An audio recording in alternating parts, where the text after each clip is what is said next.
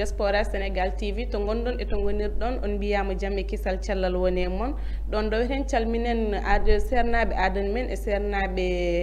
waliwaɓe men ɗo gommiɗen kadi payene wonɓe hôpital uji Allah rokkuɓe jaam e kisal wonɓe prisonnier ɓe Allah yaltin ɗumen e dow jaam ko min ɓinguel mon taniraguel mon Thiabay Thiam debbo mo Galoye Jeeri Tantaji e ɗo e émission mon andu artiste ma ɗo e Diaspora Sénégal TV hande noon gewidɗen ko debbo jooɗo jonnaɗo jontaɗo wiyeteɗo Oumma ganduɗo Oumma fof andiri Oumma kay mogo Oumma mi calminimama mi wiyma bisimilla ma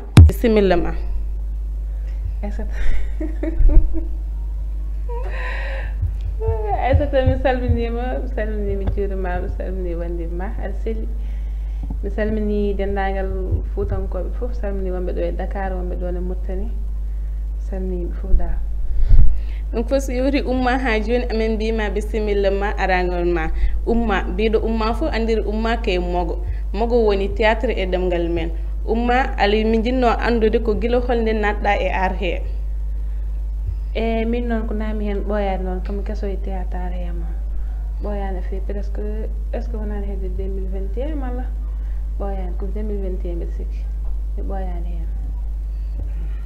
e Oumma on nini ko Oumma wimon ko 2021 hen ari e théâtre he Oumma en tant que jeune en tant que debbo jinnomi andude ko holnden woni ɗum ɗo premièrement production e holne woni premièrement production e nder théâtre he premiére moni min tirnino e oɗo no wiyete minen Samba Guèye woni série goto no wiye waylo jamane manda sa yeɓini ɗum e o woni premiére am defte théâtre premiére fois yaade ni e télé premiére fois ko on série wonno waylo jamane ay ko mbi halpulaar ne hewno wiide ko jiiɗa ne adori fof ne heewi musde premièrement production mo mbiɗa Samba ligguitta est ce que omo muusi ligguittirede walla an no mbaɗɗa en tant que première fois eyyi no musnomo wax degg yalla première fois nde woni hunde tinde hen par ce que andi finde subaka fof e caméra wona hunde wiyamde no fewi mi desino wadde panique seeɗa mais alhamdulillah moom andi ko jiiɗa fof ko seeɗa ha hande ni sa wonko heddi mais moom hamin mbadde hen ha joni ok Oumma ha joni amin jinno andude hakkude ma e waɗoɓe théâtre uji ɓe mate hakkude moon wonko wonno walla onon beldi machallah moom wax degg yalla hamin beeli somi yeehi hande hamin naati hande e théâtre hande ko kaalide nannimi hen kanko mbiɗa salminimo no fewi mbiɗa juuroma to wawi wonde foof machallah gueɗa so wona kanko hande ne wawi taw ɗum ɗo foof hande watta hay sono Allah hoddirma wat mais Allah rewni koye junggo makko aɗa andi kala ko jiiɗa e addude wonto rawata ha para fuɗɗo yaade to yettiɗo a faami mbiɗa salminimo no fewi to wawi wonde foof kankone ko kanko nani kam hen holli kam lawol ngol machallah kadi probléme goto mi ala hen donc onon fof on neni ko Oumma wimon ko jiiɗa fof on ko ardiri mo ko premier mo production wadde ɗum kay kaalide nande mo hen ça veut dire ko kaalide woni idole ma walla e Oumma wimon Oumma joni comme étant a fuɗɗima guila 2021 hande joni mo jiiɗa fof mbaɗo théâtre fof nene yaaha ene waɗoya tourné ji aɓene fof diwan men fuutankoɓe mbaɗa tourné an Oumma ko hanma yaade waɗode tourné mais aɗa andi yaade tourné fuuta moom wona nin koye wahe sah mamin jaaha inchallah mais pour l'instant moom wonko min goni dow mum ɗo hen wonko min jiiɗi yaltinde ko hen min goni manda sa yeeɗi sah bande annonce o woni série min mbiyata jamajo ko on min goni dow mum ko on min goni liggade ɗum tawi oɗo instant min mbawa yaade fuuta taw mi yahani fuuta mais inchallah jamanu ne ara inchallah mais min jaaha fuuta so Allah jaaɓi inchallah e série mo mbiɗa e Jombajo min jii affiche aji mum min jii kadi ko an woni actrice principale en tant que actrice principale no guurdirɗa ɗum machallah moom en tout cas hamin mbaɗa hen kamin mbawi ko kadi mi yiyani toon kadi hay goto caɗele machallah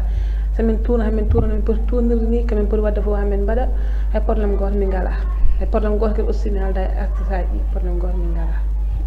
Oumma fansuji ma jinno andude mate ka marié walla célibataire non min kam célibataire ko kaɓe hulɓe walla debbo jodɗo jonnaɗo mbanno mani ha joni resa moy lol hamin ɗo rek mi célibataire taw ata ɗum Allah hoddirta o inchallah ko politicien nguƴƴi pati walla yoɓe hen kamɓe aɗan toñiri aɗa naate toñangue on nani kala jiɗɗo postude candidature mu Oumma wimon ko célibataire ala kon lawol ngol mi wala adan yeewi de e ɗum fof so yewti umma mi jinno andude umma mate kay théâtre he tan dillutoɗa walla aɗa jogui goɗɗum ko mbatta non aɗa mbiɗa jogui liggeyam goɗɗo mbiɗa liggo wona théâtre tan gol mbiɗa jogui liggeyam kay on neni umma wimon jooɗa he fadani tan théâtre o ɓolo ene jogui kadi liggey mum dilli onon neni ɗum e ɗum ɗo moon e noppi moon umma hande min jii woɗoɓe théâtre uji ɓe hewɓe onon jogui par exemple sa woni debbo andi sa holliɓe won hen yesso rek ɓe natate ma walla goɗɗum en tant que debbo no gurduɗa ɗum min de moom so Allah min mi yiyani ɗum so Allah par ce que neɗɗo kam kalno kollirɗa neɗɗo ko noon wonirte ma mbiɗa sikki neɗɗo kam so woni debbo won caractére mo jogorɗa wona neɗɗo jiiɗom foof haaldata ma wona neɗɗo jiiɗom foof suusu hollude mo no certaine gueɗe a faami ɗum noon so neɗɗo hollatma won certaine jikkuji ɗo ɗum ɗon ko an hollata ɗum joomum won comportement mo jogoɗa ala cusɗo holludemo ko ganduɗa ko welanima on banggue moom hamin mbaɗi ɗum géré machallah holto woni iwrirma to cosanirɗa to woni cosan ma min gummimi ko taaga wuro no wiye taaga hedde magam banggue Mauritanie ko toon jeeyaɓe an ka Mauritanaji onon ɓiɓɓe Mauritanaɓe o neni hande ari ɗo hen e ayagu moon andu artiste ma ari ɗo ko debbo Mauritanie onon Mauritanaɓe onon mbaɗe salut de passage de la part de umma ɗum fof so yewti umma mi jinno andude mate hande so ɗum ɗo producteur goɗɗo so noddimama mate Allah rokka ɗum lawol pour notoyade ɗum lawol so tawi mi wonani haydara so tawi kadi ko ganduɗa kene jeeri notoyade tawi ko ganduɗa kede somi wi mi waɗi ɗum wona ko hunde ganduɗa kene ustami malla kene bonnanimi ko ganduɗa won certaine gueɗe mi yahat par ce que wona to noddami foof mi yaami notoyo wonto noddatemi somi andi carrément ɗo wonno yaade ɗo kene no wayirni welanimi mi yahara ok ha joni ɗum fof so yewti ene mbiya reste connecté kay umma garduɗen umma mi jinno andude hande en tant que sénégalais en tant que patriote joni oɗo jamanu mo ñimi goyno o jii hande politique o ene haaɗi hewɓe yarude yesso par exemple onon waɗoɓe théâtre uji ɓe onon jooɗo instant goto onon cohli wadde publication moon mais so leydi ndi dilli o mbawata wadde ko mbatton ko en tant que jeune en tant que ɗum ɗo holon appel mbatta lancé e ɗum ɗo jima fansuji ma gonga moom ne muusa moom oɗo instant moom a yiɗat wadde hunde donka ɗum donka no feewi pour mbaɗa wona probléme mais ko noon tan hamin ñaagomo ba dendagal bandiraɓe fulɓe dendagal fansiji foof goto fof e waɗen ko foti wawde ko wawi wadde hen tan wona e ko foti wadde hen ko rek so yimɓe nangodiri rek mballodiri rek goto fof ma yaah kadi goto fof to yiiɗi yettade ma yetta ɗon inchallah yo yimɓe mballodiri rek laaɓodiri deeri foof ma moƴƴi so Allah jaaɓi inchallah e joni par exemple aɗa yalto jiya fans dogue ma faye ma on réaction ko waɗatma ko mbatta yegg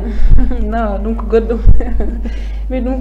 ko hunde wonde ko hunde welde kadi aussi ko hunde welde jaaha neɗɗo yima yiɗan ɗum yiɗanma hoore muɗum ha ganda ene jarana ɗum so yima ne diwone mabɓe e dow ɓanduma andi ɗum oɗon beela ka goto anda holto haydetemi ko hunde welde machallah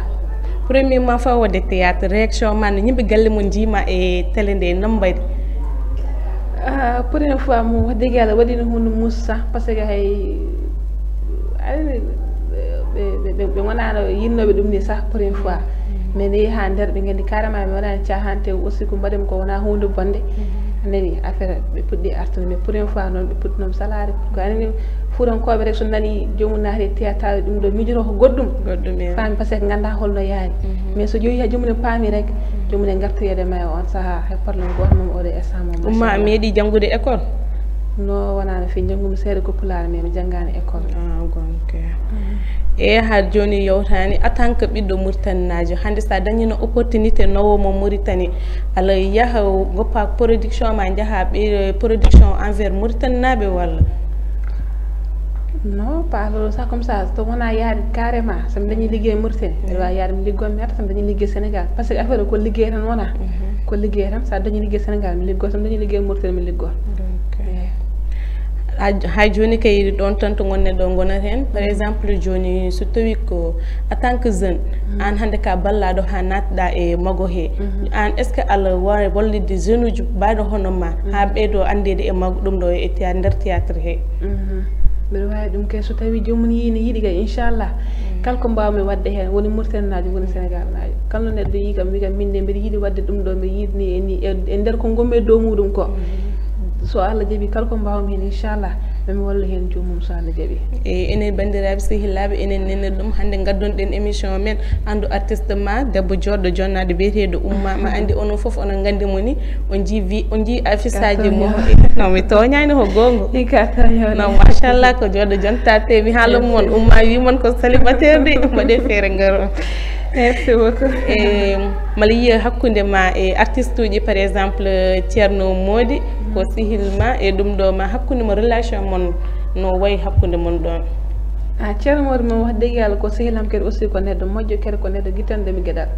so Allah ɗum tawi min kaldo Ceerno Mody noddu kam mi yahat mi notoyo ɗum to gommi ɗo ko joni joni sah jippi men noddu kam téléphone ɗo kam Oumma ar kam dogɗo garmi par ce que ko neɗɗo moƴƴo neɗɗo teddinɗemi neɗɗo guittanɗemi gueɗal mi yiiɗa o ñaago kam hunde mi wasa wadde kala ko wi kam mi waɗ so mbiɗa wawi inchallah mbiɗa hattani mi waɗat ɗum par ce que kanko holli kam ɗum ko neɗɗo moƴƴo machallah comment dirais-je Oumma ha joni amin belti e garal mangal e galle he ɓe jima no jiirɗa émission o kadi no jiirɗa galle o kadi ɗo machallah ɗo moom émission ne weeli kadi ɗo machallah foof ne wayni jaam ha joni resté connecté ko andu artiste ma Thiabay Thiam debbo mo Gallo Jeeri tantaji harnude arnoɗo évide Oumma ha jonko kalam ko ran joɗɗo jontaɗo e nder émission andu artiste ma Oumma amin dokkuma konngol pour mbaynoɗa sehilama e ɗum ɗo ma mbeɗa salmina dendagal Sénégal na mbeɗa salmina surtout ma ɓe gonduɓe liggantoɓe ɓe ko wayno hono Ceerno Mody en Amadou Diallo en min Oumma mi nani hakkude ma e Amadou ko woni ɗo ɓe mbi ko wonko woni ala haydara Amadou ko sehilam ko mawnom kadi ko neɗɗo moƴƴo machallah min de won mbiɗa kam wi Oumma ko rindinɗoɓe Amadou Allah waɗi kam ko yimɓe moƴƴuɓe kamɓe foof machallah Ceerno Mody en Amadou en Dji en kamɓe foof koɓe moƴƴuɓe e rewɓe wonɓe toon ɓe hay probléme goto min ngala mbeɗa salmini kamɓe foof aɗani mo limmi foof juumo mbeɗa salmini goto foof inde mum e yettode mum mbeɗa salmini dennagal Mauritanie naaɓe Taga naaɓe wurom Magama naaɓe ha Horndalde foof salmini kamɓe foof mi juuromaɓe machallah ɓe mbi moon so jii ko weeli foof on ko woni caggal mum hande mala yetta mi yetta Allah mi yetta wa régi mi yetta Samba Diop mi yetta Amina e Ceerno Mody en foof onon foof on calminama on juurama ha joni kadi ɗo gummirtoɗen mbaynoɗen telo on jarama diaspora Sénégal TV Thiabay Thiam debbo mo Gallo Jeeri tantaji ene wiya moon pade ɗum e émission ngaji goɗɗi on jima adduɗo hande addi Oumma jontaɗo kadi janggo e janggo mo addu kadi wodɓe fansuji moon ene mbaɗa moon ɗum ok on jarama no fewi merci beaucoup